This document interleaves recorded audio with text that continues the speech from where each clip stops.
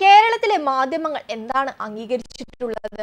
ജനങ്ങൾ തെരഞ്ഞെടുപ്പിൽ തോൽപ്പിച്ചാൽ അംഗീകരിക്കില്ല, അത് വോട്ടിംഗ് മെഷീൻ ക്രമക്കേടെന്ന് പറയും. ഇന്ത്യ ഒരു പുതിയ മിസൈൽ പരീക്ഷിച്ച് വിജയിച്ചാൽ ഉടൻ ആ വാർത്തയ്ക്കൊപ്പം ചേർക്കും ഇന്ത്യക്ക് ഒരെണ്ണമേ ഉള്ളൂ, ചൈനയ്ക്ക് 10 എണ്ണമുണ്ടെന്ന്. ഫേസ്ബുക്കിലൂടെ മാധ്യമങ്ങൾക്കെതിരെ രൂക്ഷ വിമർശനം നടത്തിയിരിക്കുകയാണ് ജിതിൻ ജേക്കബ്. അദ്ദേഹത്തിന്റെ പോസ്റ്റ് വായിക്കാം. ഗുകേഷിന്റെ ലോക ചെസ് കിരീട നേട്ടം കേരളത്തിലെ മാധ്യമങ്ങൾക്ക് സഹിക്കുന്നില്ല. ലോക ചെസ് ചാമ്പ്യനായ ദൊമ്മരാജു ഗുകേഷിന്റെ വിജയം ഇന്ത്യ മുഴുവൻ ആഘോഷിക്കുകയാണ്.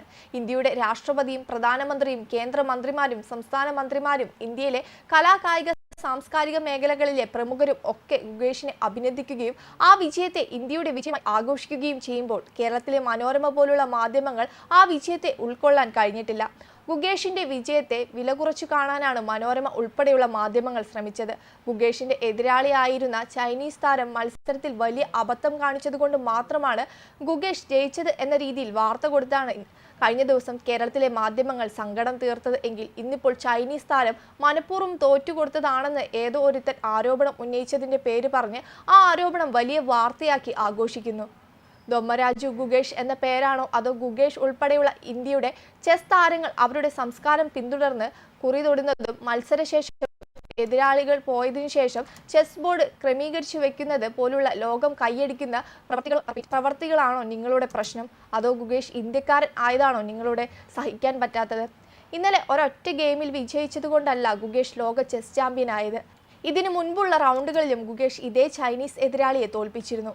ആകെയുള്ള 14 ഗെയിമിൽ ഗുകേഷിന് 7.5 പോയിന്റും ചൈനീസ് താരത്തിന് 6.5 പോയിന്റുമാണ് കിട്ടിയത്. ഗുകേഷ് ഉൾപ്പെടെയുള്ള ഇന്ത്യൻ ടീമാണ് 3 മാസം മുമ്പ് നടന്ന ചെസ് ഒളിമ്പ്യാഡിൽ ഇന്ത്യക്കായി സ്വർണം നേടിയത്.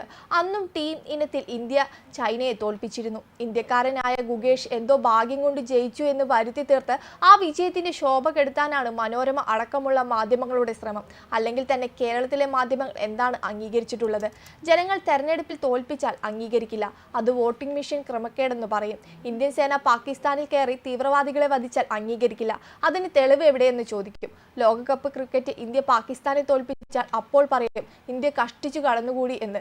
ഇന്ത്യ ഒരു പുതിയ മിസൈൽ പരീക്ഷിച്ച് വിജയിച്ചാൽ ഉടൻ ആ വാർത്തയ്ക്കൊപ്പം ചേർക്കും ഇന്ത്യക്ക് ഒരെണ്ണമേ ഉള്ളൂ, ചൈനയ്ക്ക് 10 എണ്ണമുണ്ടെന്ന്. ഇന്ത്യ ചന്ദ്രനിൽ വെള്ളം കണ്ടെത്തി എന്ന് കണ്ടാൽ ഉടൻ ആ വാർത്തയ്ക്കൊപ്പം പറയും ചൈന ചന്ദ്രനിൽ നിന്ന് പാറ കണ്ടു എന്ന്. ഇന്ത്യ പുതിയ വിമാനവാഹിനി കപ്പൽ നീറ്റിലിറക്കി എന്ന വാർത്തയ്ക്കൊപ്പം ഉണ്ടാകും ചൈനയ്ക്ക് ഇന്ത്യയേക്കാൾ കൂടുതൽ വിമാനവാഹിനി കപ്പലുകൾ ഉണ്ടെന്ന്. ചുരുക്കി പറഞ്ഞാൽ ഇന്ത്യയുടെ ഏതെങ്കിലും ഒരു പോസിറ്റീവായ മുന്നേറ്റത്തെയോ ഏതെങ്കിലും ഒരു ഇന്ത്യക്കാരൻ്റെ നേട്ടത്തെയോ അംഗീകരിക്കാൻ കേരളത്തിലെ മാധ്യമങ്ങൾക്ക് കഴിയില്ല. ഒരു ഇന്ത്യക്കാരൻ്റെ വിജയത്തിൽ ഇത്രയും കുരുക്കൾ പൊട്ടുന്നു എങ്കിൽ ഇനിയിപ്പോൾ ഗുകേഷ് ഇന്ത്യൻ പ്രധാനമന്ത്രിയെ കാണുമ്പോൾ എന്താകും കേരളത്തിലെ മാധ്യമങ്ങളുടെ അവസ്ഥ എന്ന് പറഞ്ഞാണ് അദ്ദേഹം പോസ്റ്റ് അവസാനിപ്പിക്കുന്നത്. ഇതിലൂടെ മനോരമയുടെ ഇരട്ടത്താപ്പ് നയമാണ് തുറന്നു കാട്ടുന്നത്. വെബ് ഡെസ്ക് കർമ്മ ന്യൂസ്.